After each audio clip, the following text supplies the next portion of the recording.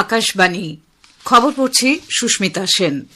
বিশেষ খবর হল প্রধানমন্ত্রী নরেন্দ্র মোদী দুদিনের নিউজিল্যান্ড সফর শেষে দেশে ফিরছেন।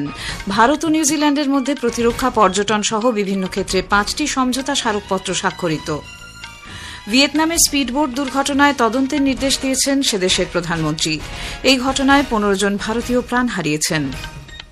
ইরানের বিরুদ্ধে নতুন করে হামলা শুরু করেছে মার্কিন যুক্তরাষ্ট্র। হরমুজ প্রণালী ফের বন্ধ রাখার কথা ঘোষণা করেছে ইরান।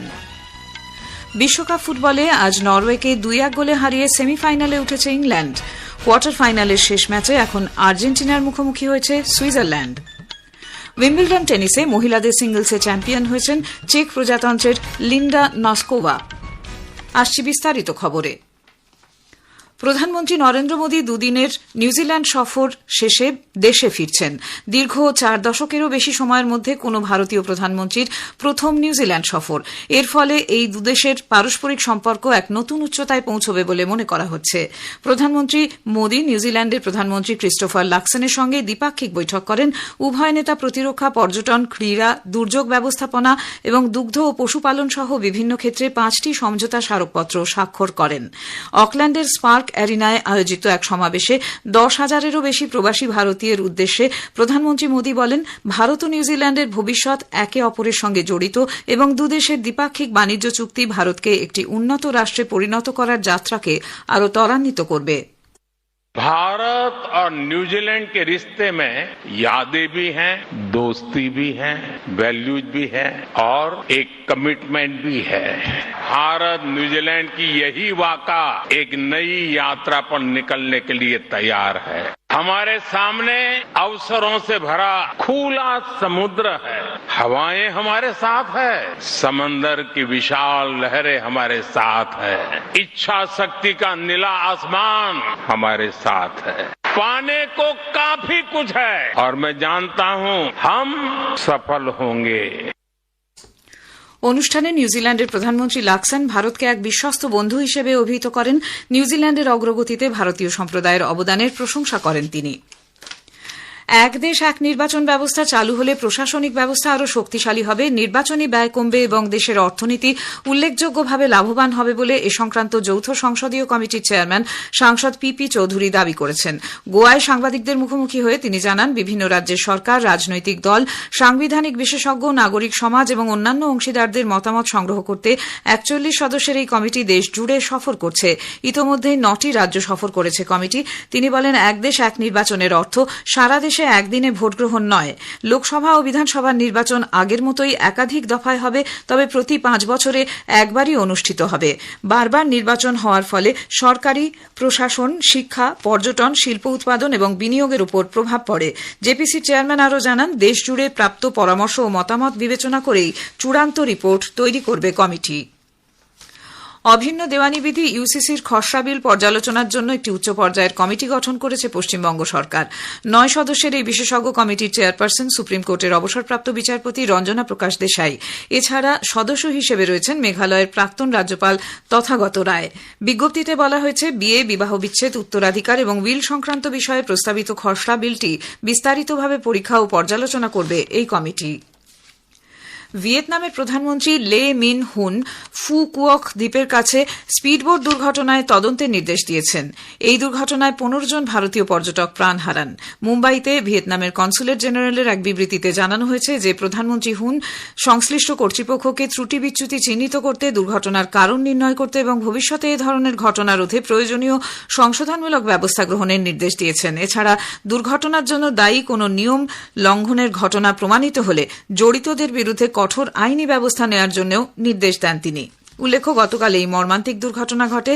4 জন ক্রু সদস্য সহ 36 জন আরোহী নিয়ে স্পিডবোটটি রুথ এনগোয়াই দ্বীপপুঞ্জের কাছে হঠাৎ একটি ঢেউয়ের ধাক্কায় উল্টে যায়। স্থানীয় কর্তৃপক্ষ 21 জনকে উদ্ধার করতে সক্ষম হলেও 2 জন মহিলা সহ 15 জন ভারতীয় নাগরিকের মৃত্যু হয়। রাষ্ট্রপতি দ্রৌপদী মুর্মু, উপরাষ্ট্রপতি সিপি রাধাকৃষ্ণন এবং প্রধানমন্ত্রী নরেন্দ্র মোদী ও বিদেশমন্ত্রী ড এস জয়শঙ্কর ভিয়েতনামে নৌকাডুবির ফলে ভারতীয় যাত্রীদের মৃত্যুতে গভীর শোক প্রকাশ করেছেন।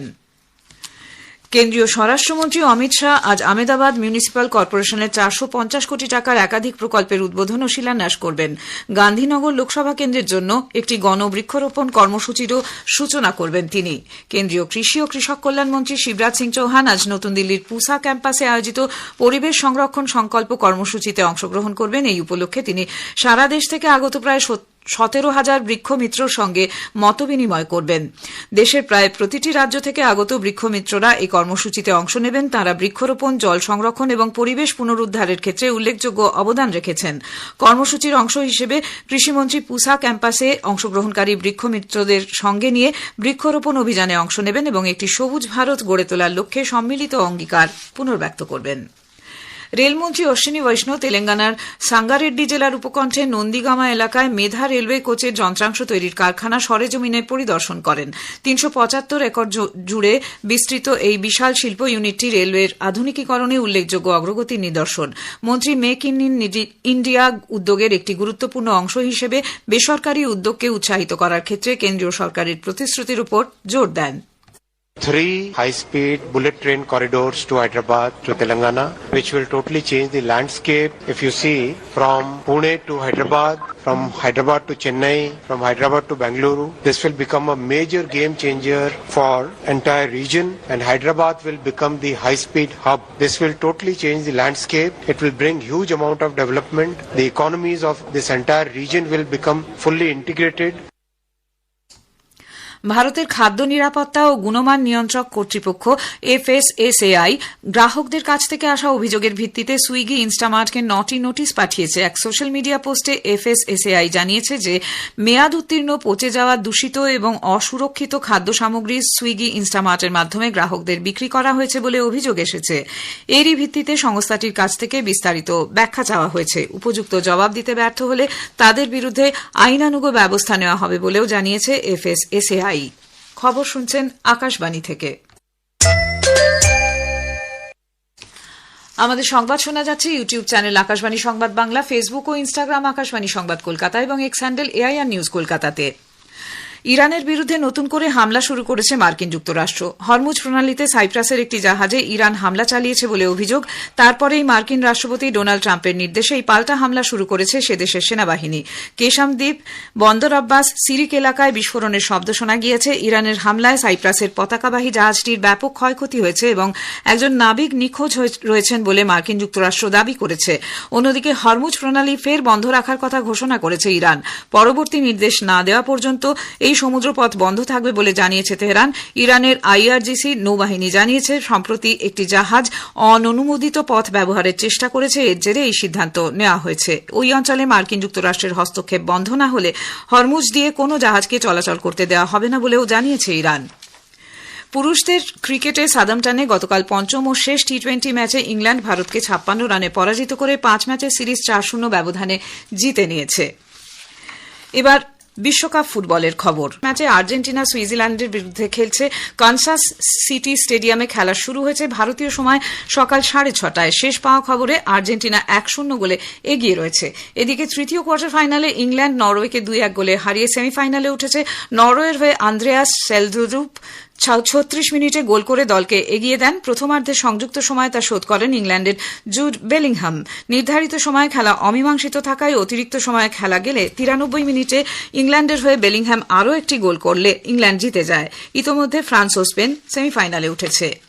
লন্ডনের সেন্টার কোর্টে গতকাল উইম্বলডন টেনিসে মহিলাদের সিঙ্গলসের ফাইনালে স্বদেশী ক্যারোলিনা মুচোভাকে 6-2, 5-7, 6-3 সেটে পরাজিত করে চেক প্রজাতন্ত্রের 21 বছর বয়সী লিন্ডা নস্কোভা তার প্রথম গ্র্যান্ড স্ল্যাম শিরোপা জয় করেছেন।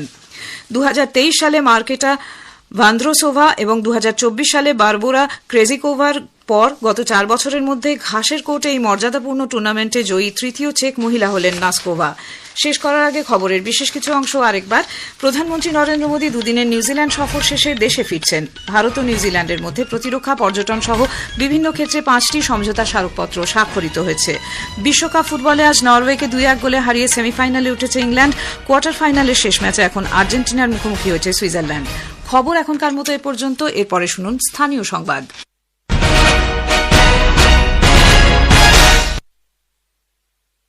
বেশ কিছু অংশ আরেকবার প্রধানমন্ত্রী নরেন্দ্র মোদী দুদিনের নিউজিল্যান্ড সফর শেষে দেশে ফিরছেন। ভারত ও নিউজিল্যান্ডের মধ্যে প্রতিরক্ষা, পর্যটন সহ বিভিন্ন ক্ষেত্রে 5টি সমঝোতা স্মারকপত্র স্বাক্ষরিত হয়েছে।